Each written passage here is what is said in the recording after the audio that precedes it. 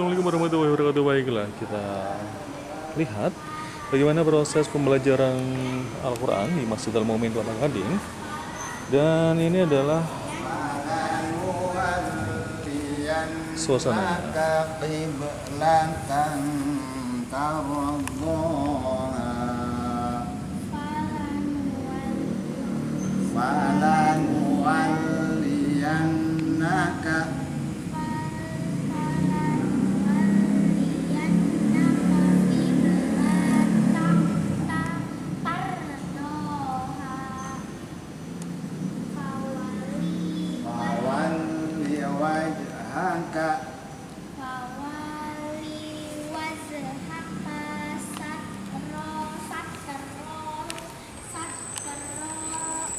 Satrul Masjidil Haram.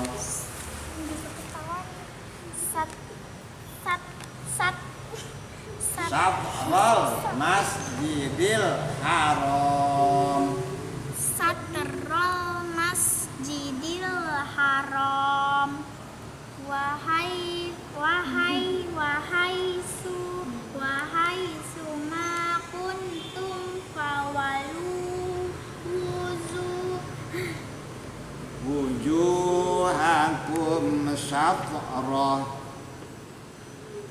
wujuhakum satrah wa Innal ladzina utul kitaba innal ladzina utul kitaba la ya'lamuna annahul haqqu mir rabbihim wa ma'allahu bighafilin amma ya'malun. Bismillahirrahmanirrahim. Qad nara taqalluba wajhika fis sama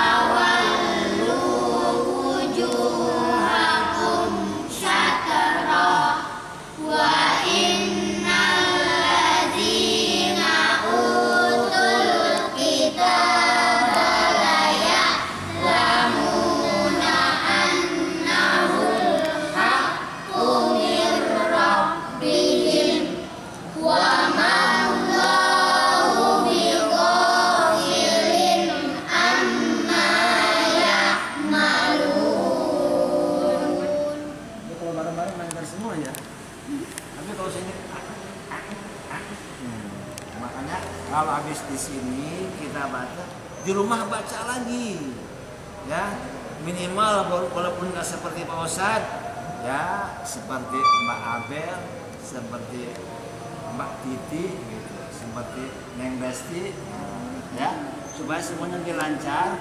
Kalau sudah lancar semua, nanti kita bacanya per ayat. Ayat, mamanya ayat 100, ayat 101, ayat 102, 103, 104, terus.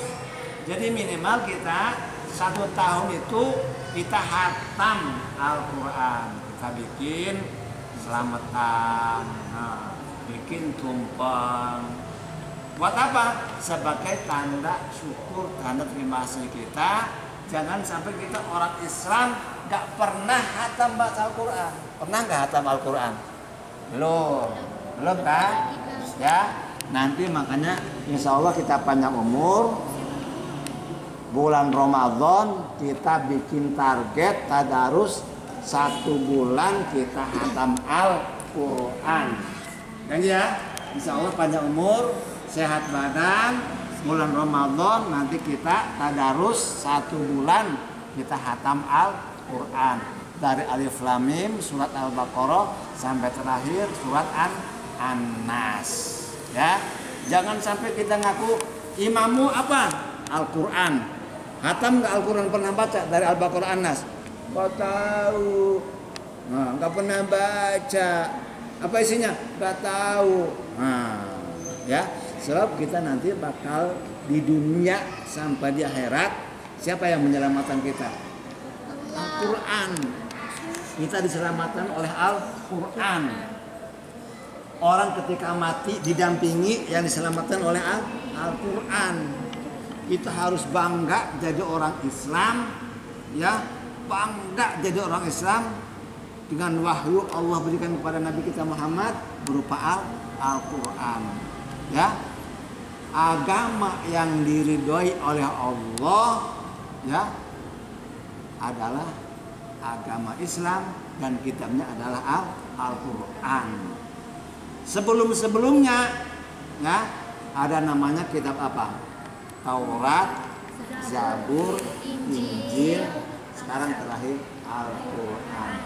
Nah, kitab yang lainnya, Taurat itu diturunkan oleh Allah hanya untuk kaum tertentu. Begitu juga Zabur untuk kaum tertentu. Injil juga untuk kaum tertentu, hanya untuk orang Bani Israel. Nah, sekarang orang Israel itu kaumnya umat Nabi Isa alaihi salam. Nabi Isa itu bukan Tuhan, seorang nabi sama seperti nabi dan rasul yang lainnya. Tapi sama orang Kristen, ya, itu dituhankan, dijadikan anak Tuhan. Katanya Isa itu Tuhan, maka matinya itu dibunuh dan disalib dalam keadaan telanjang. Maka masa Tuhan sehina itu, ya, digantung, disalib, telanjang, ya, nah keteknya kemana-mana, masa Tuhan sehina itu, ya. Jadi Tuhan tidak sehina itu. Jadi Nabi Isa itu seorang nabi dan rasul. Adapun Nabi Isa diberikan kelebihan oleh Allah, bisa menghidupkan orang yang sudah mati, bisa menyembuhkan orang-orang yang sakit, bukan karena kehebatan Nabi Isa, biidznillah, karena izin Allah. Semuanya karena Allah yang bisa menghidupkan orang mati. Nabi Isa biidznillah, dengan izin Allah. Bisa menyembuhkan orang-orang berbagai macam orang sakit, ya, karena mujizatnya, tapi karena izin Allah, bukan karena kehebatan kemampuan Nabi Isa-nya. Semuanya atas biidznillah, asal izin Allah. Ya, kita ini semuanya nih, ya, kalau tanpa izin Allah, tanpa dibisakan oleh Allah, kita tidak bisa apa-apa. Ayo, matanya bisa gini, kedip, ya, bukan karena sendiri, karena diizinkan, dibikin bisa kedip matanya oleh Allah.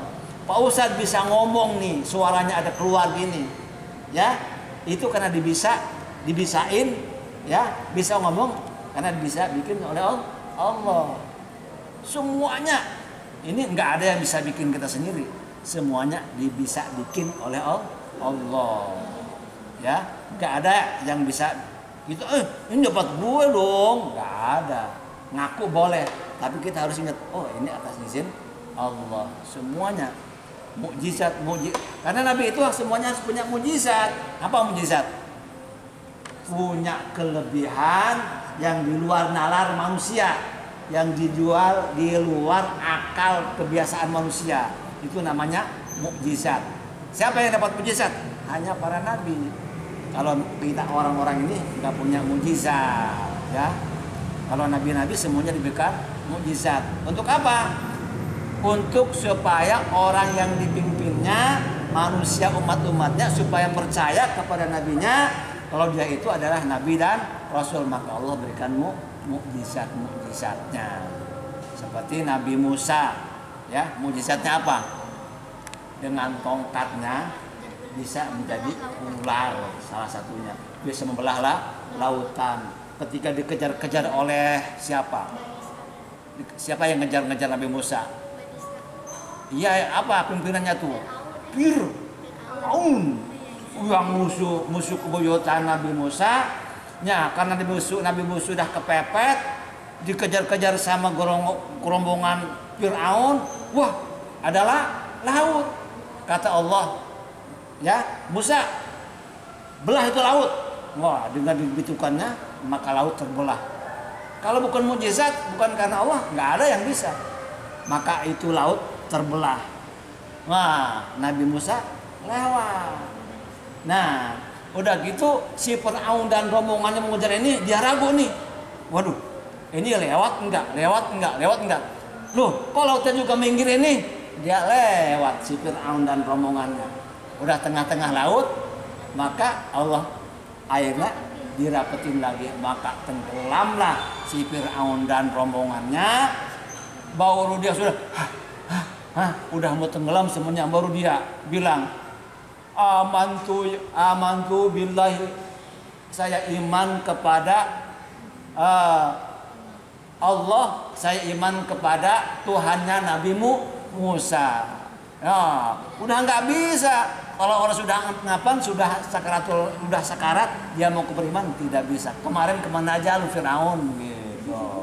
Kalau mau iman dari kemarin lu, sekarang lu udah tenggelamkan, baru mau aku iman kepada Tuhannya Nabi Musa. Siapa Tuhannya Nabi Musa? Allah. Tuhan kita semua adalah Allah. Ini tadi kembali kepada yang tadi. Nah, kitab-kitab yang lain itu diberikan hanya untuk kaumnya pada zaman itu. Tapi Al-Quran diturunkan Allah untuk seluruh makhluk yang dulunya umat Nabi Musa, Nabi Ibrahim, Nabi Isa, sekarang harus pakai Al-Quran semuanya. Maka kita beruntung, berterima kasih menjadi umat Nabi Muhammad Sallallahu Alaihi Wasallam, dan kita kelak nanti di akhirat. Ya, pemirsa Masjidil Mumin TV, demikian tadi pengajian sore untuk kakak-kakak atau TPQ dewasa di hari ini. Semoga bermanfaat untuk Anda semuanya. Wabillahi taufiq wal hidayah. Wassalamualaikum warahmatullahi wabarakatuh.